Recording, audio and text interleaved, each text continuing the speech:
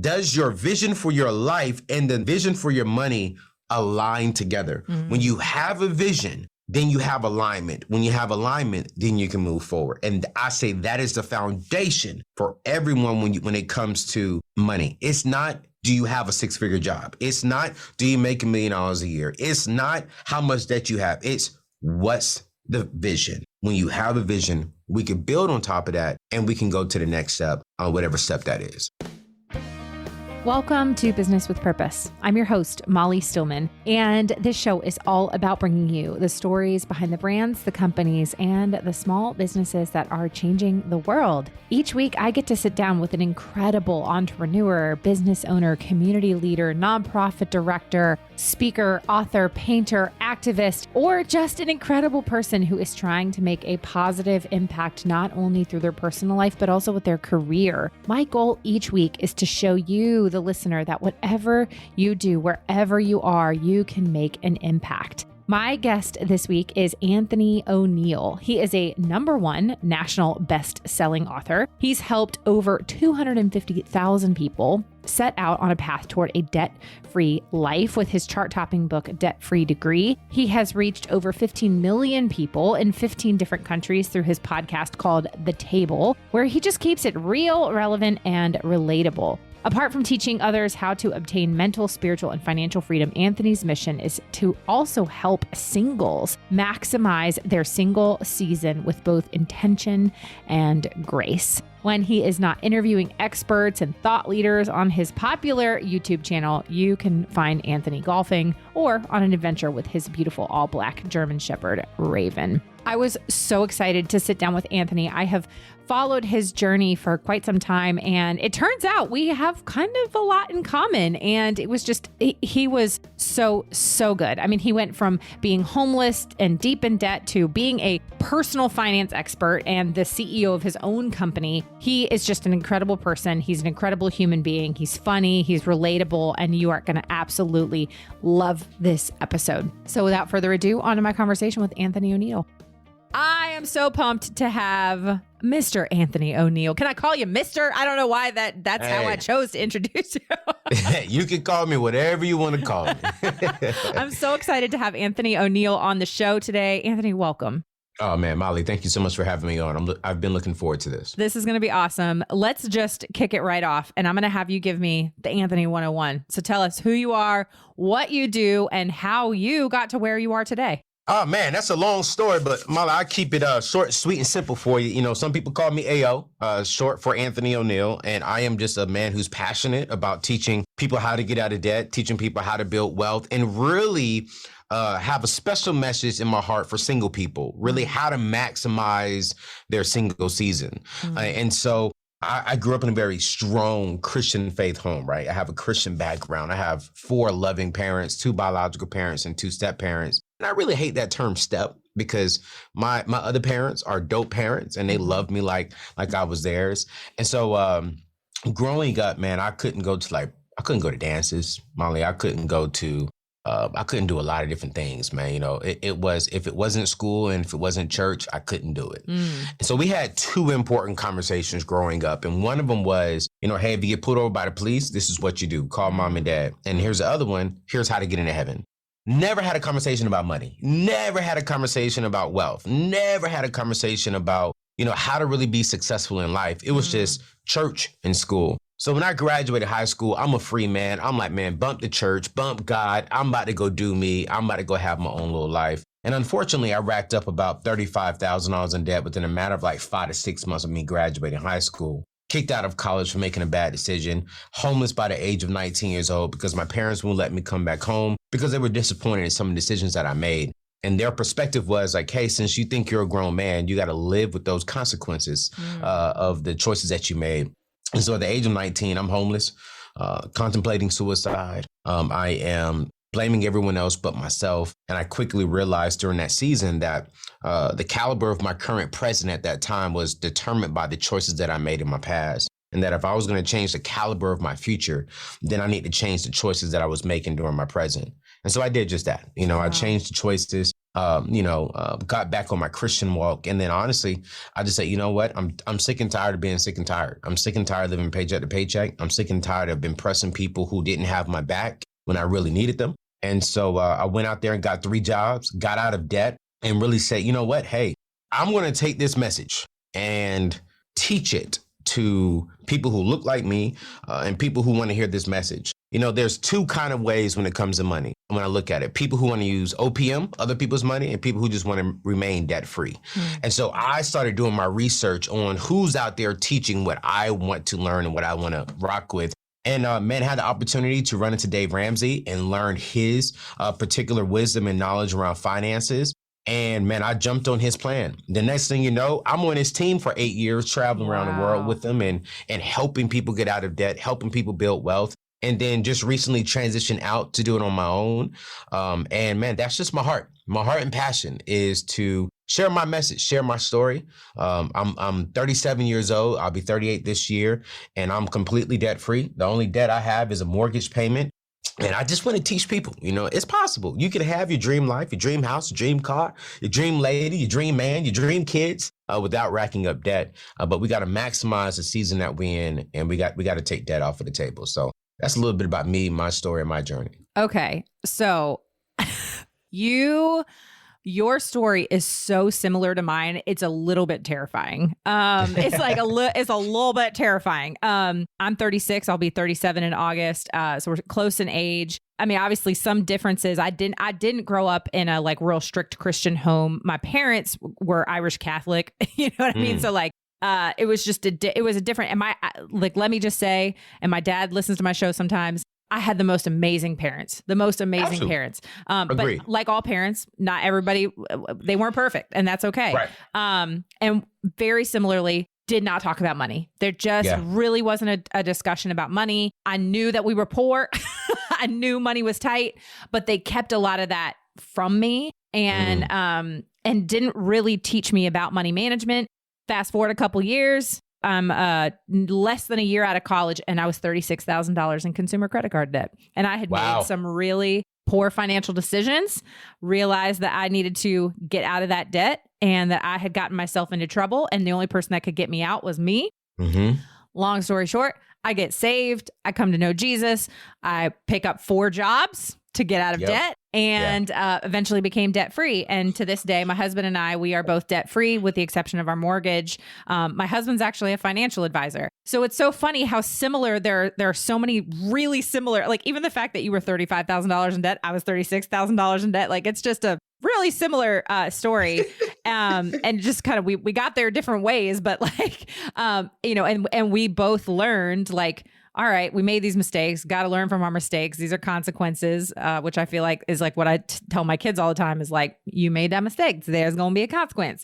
Right. But then having this mindset of like, it doesn't have to be that way. And then not repeating the things that we were taught as kids and all those kinds of things and having conversations with other people like, it doesn't have to be that way. It doesn't have to be that way. And so I'm interested and I want to dive into this because I know that we're going to kind of talk about this, but almost like how we approach these really similar topics from different, like, you know, me being a married woman with kids and you being single, how both of those things that they're not better or worse, but just different. And then how you can approach finances in whatever season you're in, whether you're single, you're married, you're dating, whatever that looks like. Anyway, I realized I just kind of rambled there. I just was like so amazed at how similar our stories were. That's just crazy. That's crazy. Yeah, I think that when you really step back, right, and you really look at it, everything starts with a foundation. So whether you're married, whether you're single, no matter where you are, everything starts at a foundation. So I always tell people when it comes to your money and how you approach finances, what foundation have you laid down? Yeah. Okay. What is your vision? What do you desire? Why do you desire what you desire? And then how are you going to get to where you want to go? And so I tell everyone, if you're approaching finances, whether you're married, cool, great. You and your spouse need to sit down and have a conversation. what's the vision?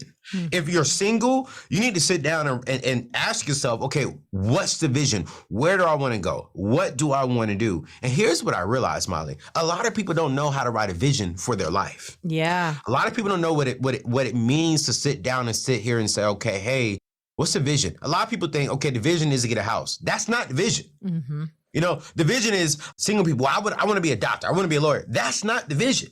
You know, the vision goes down to your core. The vision goes down to, well, why do you want to be a doctor? Why do you want to build a home?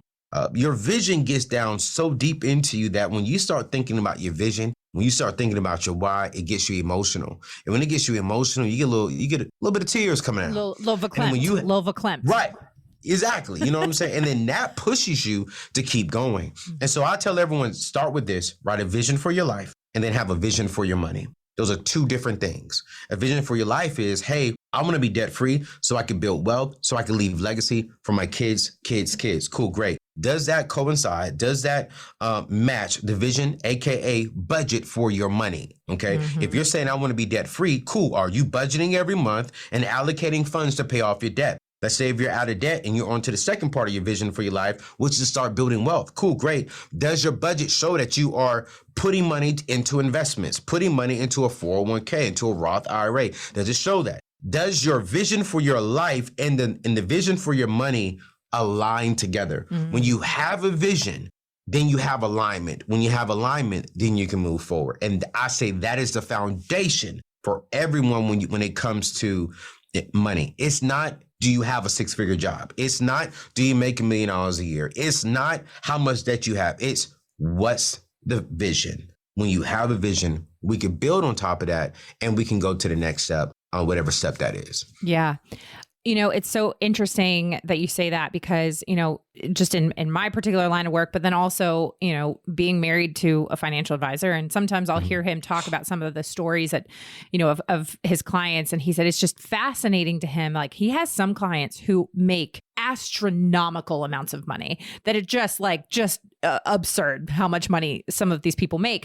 And he's like, and what frustrates him is like, they spend so much money without thinking. And so he's like, they're earning all this money and they have like nothing to show for it. They've got nothing, barely anything saved for retirement. They are, you know, they have an absurd car payment. That's just like, why do you have this car payment when you make all this money? Like you don't need to be driving around this $100,000 car with a, you know, $10,000 a month car payment or whatever it is and all this interest. Like, why are you spending all this money on, you know, this and that? And like, you haven't put anything in your kids' college. You haven't put anything here. You haven't put, and you're not in debt, but you also, it's like, you're just going about, you know what I mean? Meanwhile, he has some clients who, like he's got this one client who's been working in the same job for like 40 years.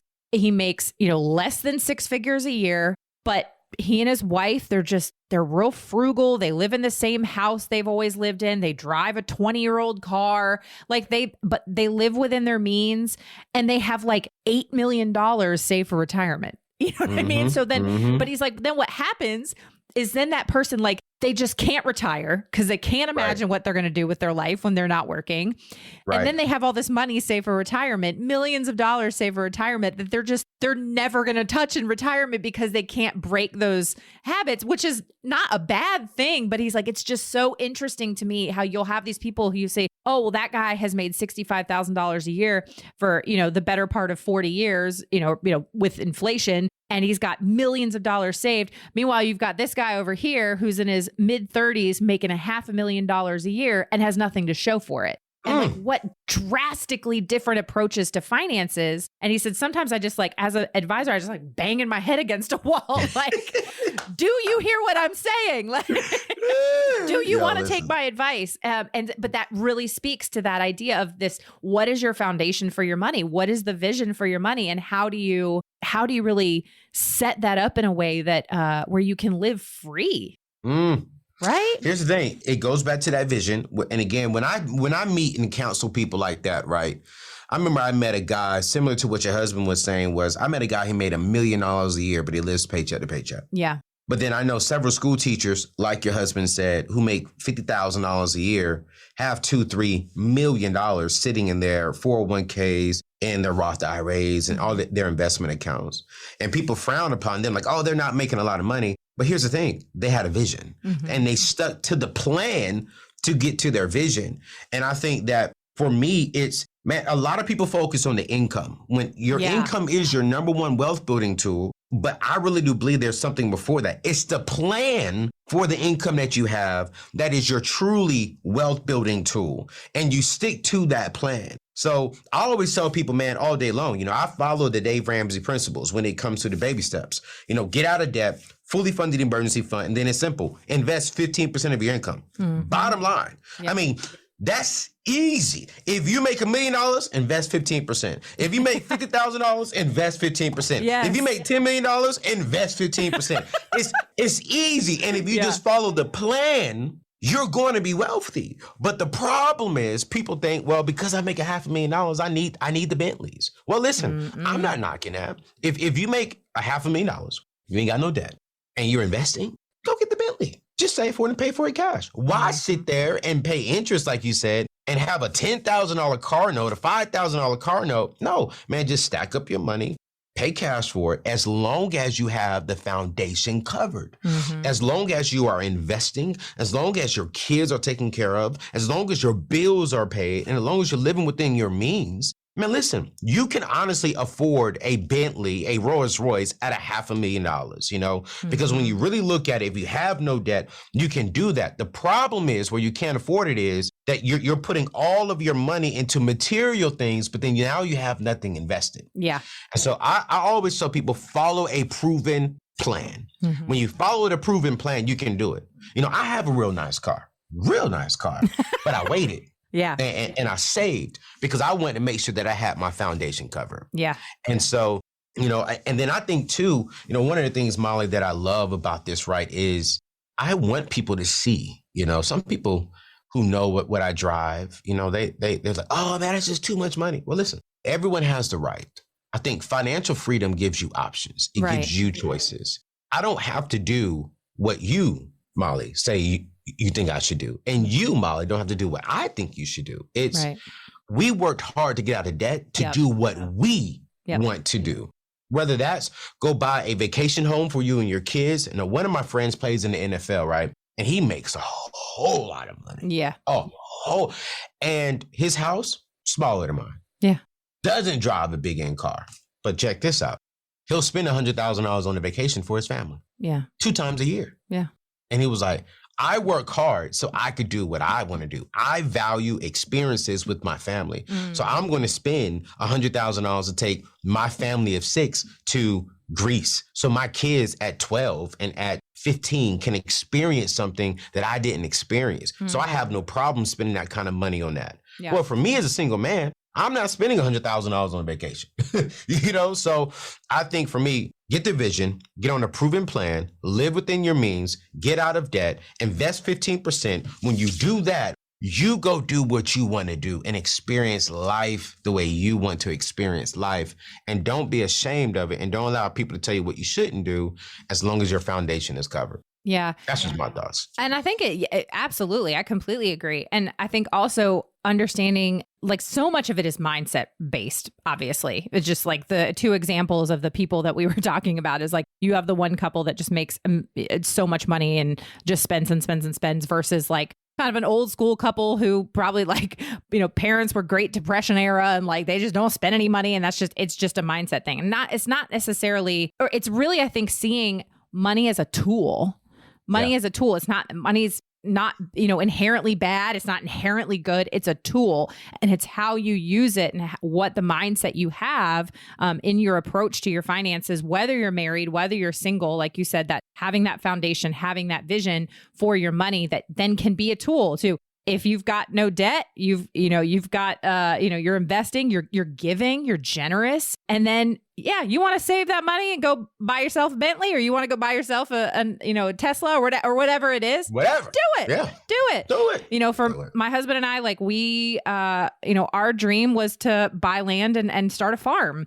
And so that was what we did. And so we moved to our farm about a year ago, and like every single day we wake up and we just go, man, but we lived very differently for many years, saving and saving and saving, so that when the right place came around, we could jump on it. And I know, had we not had the mentality and the vision for our finances, we wouldn't have been able to do that. It's so important. And I love that that's something that you really dig into with people. And so kind of similarly, digging into finances, and we alluded to this a little bit at the beginning, is this idea of digging into really speaking to single people, because that's your heart is really for people that are in their single season and how they can maximize that single season to really get to where they want to be foundationally, so that when they come to a relationship, possibly, if that's in the cards for them, that they're in a different place. When my husband and I got together, like I was still getting out of debt, but like he was 24 and had already bought his first house. Like he'd put 20% down, like all this kind of stuff. And, I know. And so there's a reason I love him. I'm just saying.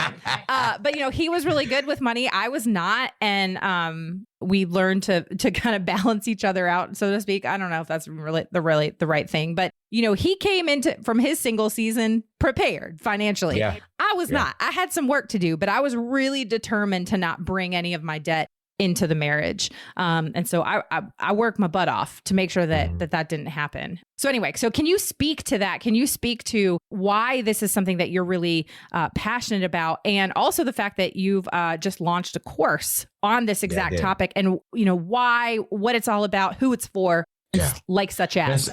Man, I'm grateful, man. Yeah, you're right. Yesterday, we just launched and opened up my singles community, and it's a course, but it's really a community. And the reason why I felt led to do this is because as a single man, I'm always asked by married people, or I'm always asked by other friends, like, why are you still single? And it frustrates me because I'm like, I really want to ask them, like, they be like, Anthony, you're young, you're handsome, you're successful, you're debt free. Like, what's wrong with you? And I want to be like, well, what's wrong with you? Why are you still married? You know what I'm saying? So I think for me, it was, man, we always push single people to the ring. We always push that single woman to rush getting married so she doesn't have to freeze her eggs, so she can have kids. We always rush single people to go get the bag. But what I've really learned is, man, we're rushing all these single people to get married, and then we're making single people feel bad for being single when they hit a certain age. But no one's really saying to that single person, how are you doing? How are you growing spiritually? How are you growing mentally? Have you seen a therapist? What are you working on in your single life to maximize and to steward this single season well? So when you do get that job promotion, you're ready for it. So when that partner of yours does come, you're ready for that partner. When that $1 million does come, it's on a solid foundation. And so for me, I've done a lot of research, man. I see a lot of people focus on married people, which is great. Married people need help. They need wisdom. They need counsel. Then we have a lot of people focus on our kids in high schools and stuff like that. But there really wasn't something in the middle of that transition season from high school to married into adult life. And everything that's for singles was about how to get that high value man, how to get that husband, how to get that wife, and go get the bag, get into this get rich quick scheme thing. I was like, man, no one's really ministering to us and really talking to us about, hey, here's how you become successful. Here's how you build a solid foundation. And so, Molly, man, I've built a great life. I mean, I've learned a lot. I've experienced a lot. And for me, I really wanted to help my single brothers and sisters. Like, yo, listen, we all want to get married. That's great, but let's not maximize this situation. We're single. We don't have the responsibility of another human being in our house right now. Yeah. So let's steward this well. And so I came up with a course called The Singles Blueprint, 8 pillars to maximize your single season, gain and write clarity when it comes to your vision, and to really start building a legacy now. And I'm really walking through the 8 pillars that I focused on when it comes to my single life. These are 8 pillars that God has given me. He gave this to me about maybe 8 years ago. And he said, hey, focus on these 8 things. And as you get married, as you get elevated, as you walk into different rooms, these 8 pillars are going to make you a better individual. Has really nothing to do with money. Has nothing to do with finding the right him or her. It's about how do you become the best you. So when you do get the money, so when you do get on your debt-free journey, so when you do meet her or him, you're a stronger, wiser, better individual. And so I'm excited about it. It's absolutely amazing. It's a community. It's my first time opening up a community because I'm a little nervous, Molly. I ain't gonna lie. I'm only allowing 2,000 people to come inside the program, right? And it's $497, but you get me for 8 weeks. You're going to get my cell phone number. You'll be able to text me. You'll be able to call me. You're going to get my direct email. And for 8 weeks, you're going to get a whole course. And then I have other friends of mine that's going to really come in every Tuesday. We're going to log on and we're going to all get on here together on Zoom. And we're going to have a heart-to-heart conversation and dig in deep. I'm talking about, I have one of my good friends. I don't know if you know her. She's a great person to come on your show if you haven't had her. But Terry Ijeoma, she's a single 37-year-old woman who makes about $35 million a year. Woo! And so she's going to come in and talk about, hey, here's how I'm maximizing my single season. Here's how I'm building wealth as a single person. But she's not focused on a husband. She's like, yo, I'm using my gifts and my talents and I'm serving people. We're going to really walk through and dive deep into how do you become successful. And I'll tell you, Molly, man, my team is a little upset with me. Not really upset. They're a little disappointed because it's like, yo, this is like a $2,000 course. You're giving it away for $400, like direct access to you for that long. And I'm like, absolutely, because this is a test. It's a trial because I'm going to use these 2,000 people to when I launch it again in August. Yeah, we're definitely going up in price. But I just really want to just build a community, and I'm building a singles community, and we're going to have a big conference next year with all single people. And it's not going to be about him or her. It's going to be like, yo, listen, here's how we maximize this season. And here's how we build wealth. Here's how we start businesses. But it starts with us and what we're doing on the inside of us. And so I'm excited about it. It's a heart of mine that I think more people need to focus on single people. Because, if we could be better individuals and steward this season correctly, I think the divorce rate will go down. Because if you put 2 people together who maximize their single season, well, they'll make a better decision about entering into that marriage, and that marriage has a better chance of surviving. And that's my goal. Man, that's so good. Well, I will, for the listeners and anybody who might be interested in that, I'm going to have all the information on how you can sign up for the course. Obviously, follow Anthony, check out his podcast, The Table. He's got a YouTube channel. He has got just all the things. I love it so much.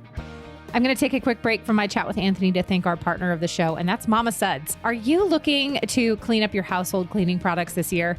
Mamasuds is here to help. The best way is to simply start with one product. Every time you run out of a specific cleaning product, just replace it with a non-toxic one. Or another tip is to purchase a product that just has multiple uses. The Mamasuds collection has so many multi-use products like the Castile soap, the toilet bombs, the multi-purpose household cleaner. Their blog has a ton of great tips and a Castile soap recipe you can print off and make your own effective household cleaners. You can give them a try at mamasuds.com. That's MAMASUDS.com. And don't forget to use the coupon code Molly for 15% off your order. Now back to my chat with Anthony. I want to talk really quickly and go back to a point that you were talking about at the beginning when you were just introducing yourself and you were talking about your story. And you grew up in this, in a great Christian household. You have, incredible parents, and but that there wasn't talk about money, and so you did make mistakes, very similar to me, and just how you went from, kind of growing up in that environment to then finding yourself in debt, being homeless, to now being a personal finance expert and CEO of a incredible company. Your life has been a roller coaster. And so much of it, I think, goes back to that other thing we were talking about, was just this shift in mindset. And, what was it for you was there a rock bottom moment? What was it, the thing that for you that affected that mindset shift and began the work, because it doesn't happen overnight, but there is always a catalyst. I know for me, because it happened to me, is I had a rock bottom moment. I ended up having a panic attack in my room when I realized that I couldn't even make the minimum payments on my credit card bills, and that I was more in debt than I made in a year. Right. And so it was that moment that I went, oh, well, something's got to change. And so that began the process of me shifting my mindset. So what was that for you? What did that look like? I think the main thing for me, there was two big instances, and I would definitely say this one I hardly talk about as much, only because it was more of a mental shift, right? For me, it was, of course, I had the season when I was in the back of my car and I was homeless. And I remember one time I had to really shower. I had to take a bath with Dawn dish detergent and a bucket of water in the back of my car. And that was a low point. But I will really remember this. This was a point where I said, I'm done. It's every Friday in Oceanside, California, we would wash our cars and we would go to the pier. And we will all park all of our cars on the pier so all the ladies, all the people can see us. And on this one particular day, my bank account was negative $132. And I washed my car. I remember asking my mom and dad for some gas money just so I can make it to the beach. And I washed my car. That's when you put Dawn, and you washed your car with Dawn too. It was funny. And we went out there and I picked up my boy. And we were trying to find money to get something to eat, like McDonald's. So we got something to eat at McDonald's, pulled up at the Oceanside Pier. My car is super clean. I had 22-inch chrome wheels still spinning when they stopped. And I remember all of our friends were pulling in Mercedes, BMWs, Range Rovers, Lexuses, you name it, just pulling in these real nice cars with these big old sound systems in the back of it. And we're sitting there, man, and it just hit both of us. Like, yo, my account is negative. Me and you just figured out how to rack up money just to get a double cheeseburger from McDonald's. And we're sitting here and we see all of our friends pull in with these big, nice cars. But we know he lives at home with his mom in the mom's basement, doesn't even have a bed, sleeps on a blow-up bed. Man, he lives at home with like 5 other people in the same house and they're all sharing bunk beds. Dang, he lived with his old lady. And all of us look like we have money, but we're broke. We're driving these expensive cars and these real nice cars at 20 years old, at 19 years old, but we're broke. I got wheels that are worth more than my own life. I have a sound system in the back of my car that sounds great, but that I have more in this car than I have in my bank account. And that was a moment that I told my boy, yo, I'm going home. I didn't see him again for about maybe 2 years. I didn't see half of my friends again for 2 years because I said, no, bump it. I'm getting a job. Not just a job, but I'm getting jobs. And I want to have money, not just look like money. I lost a lot of friends during that season, Molly. And I said, I refuse to live paycheck to paycheck again. I refuse to have more in my car than I have in my bank account. I refuse to look like I have money. I honestly want to have money. And that was my point. That was the turning point when I realized that, yeah, I looked a certain way, but I wasn't. It goes down to that statement that a lot of people hear, fake it until you make it. And I changed my mindset to make it until you make it. Just make it on the level, steward the level and the season that you're in. And then when you get to the next level, steward the heck out of that one as well. Yeah. And live on that level. Don't be on one level and living like you're 10 levels ahead, because it's only hurting you. That was my turning point.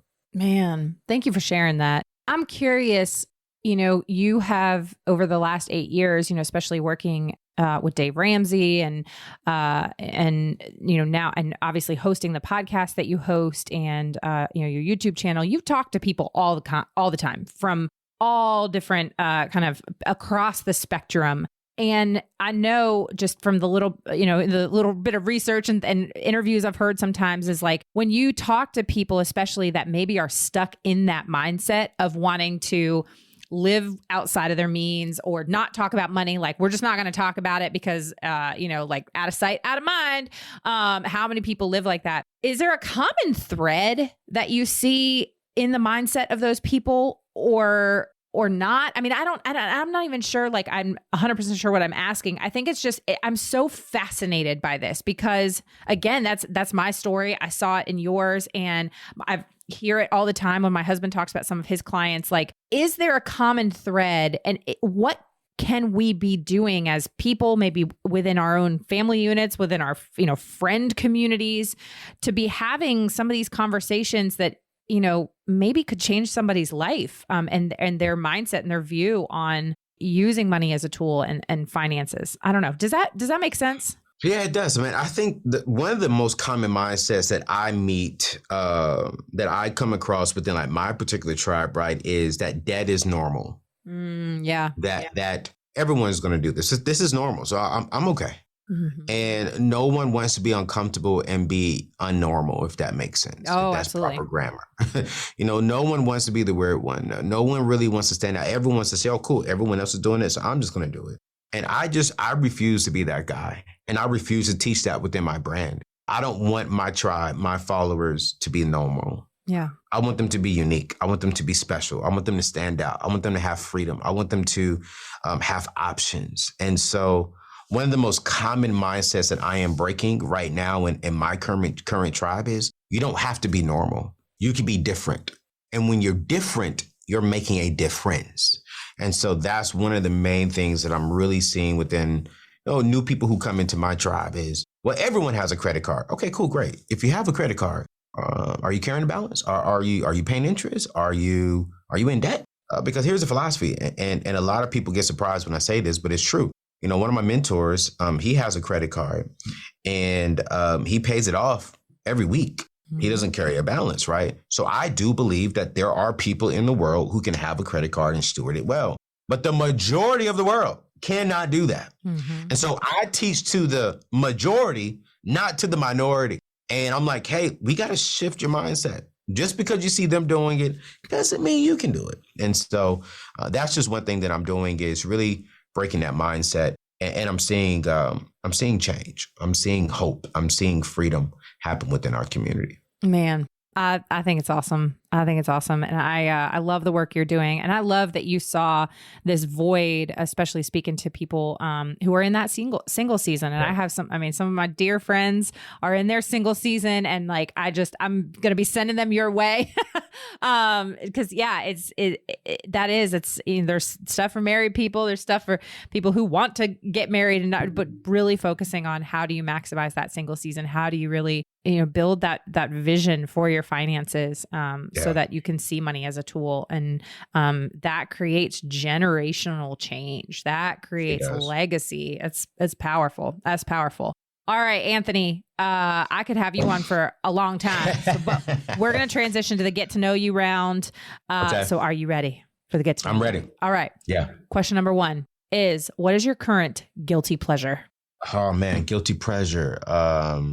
It's kind of like street racing, drag racing. I take one of my cars and I go to the track, and I just love going 150 miles per hour. That is awesome. Yeah. That is that's awesome. My guilty pleasure.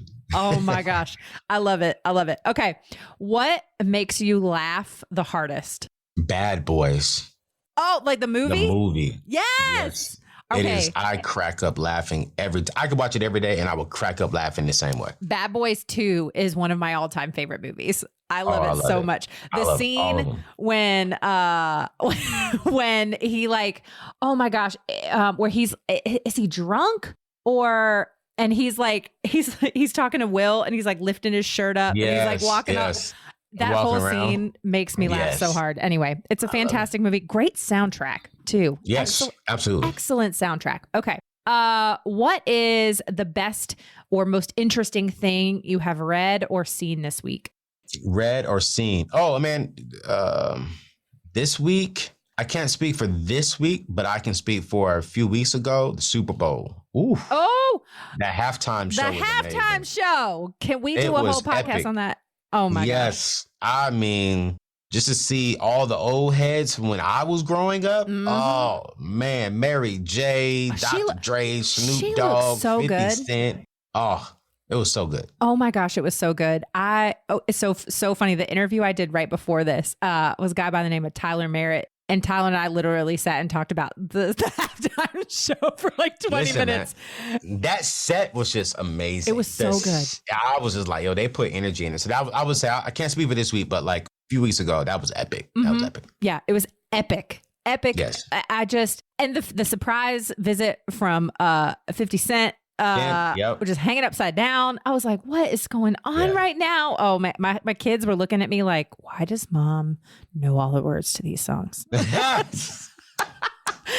Oh, man. I love it. Yeah, I'm just saying. Oh, man, it was so good. Okay. And then my last question is the question I ask all my guests. And that is, Anthony, what does it mean to you to run a business with purpose? Oh, man, that's so good. A business with purpose, I focus on influence and impact. And because I focus on influence and impacting other people, it produces income. So when you run a business with purpose, you're influencing and you're impacting others. And in return for that being your main focus of purpose, you get income for that. So good. So good. Anthony, this was a pleasure. Thank you so much for being here. Thank you for what you're doing. And it was just an honor to have you here. Thank you so much. I appreciate you. Oh man, this was such a good episode. I absolutely loved sitting down with Anthony. Now, I wanted to give you a quick little preview for next week. Be sure to tune in next week. My guest is Tyler Merritt of the Tyler Merritt Project. He is an absolutely incredible human being. He's an author of a book called I Take My Coffee Black. He is an actor. He's an activist. He's a cancer survivor. He is absolutely hysterical. We may or may not have also discussed the Super Bowl halftime show. We laughed. We cried. We talked about it all. You're going to love this episode. So be sure to tune in next week. But in the meantime, I would love to know what you loved about this episode, or maybe there was something that you learned. Let me know on social media. Please tag me at Still Being Molly and at Business with Purpose Podcast on Instagram or Facebook. Use the hashtag Business with Purpose Podcast. And I just cannot thank you enough for listening. If you are a first-time listener of the show, welcome, new friend. Be sure to check out the archives for past shows featuring so many incredible entrepreneurs, community leaders, thought activists, all those kinds of things who are literally changing the world. And if you are one of my regulars, thank you. Thank you for tuning in and week out. Thank you for your support. Be sure to head on over to Apple Podcasts, Spotify, Overcast, Stitcher, wherever you listen to your podcast, and click that subscribe or follow button. Clicking that button helps to make sure you never miss a new episode of the show.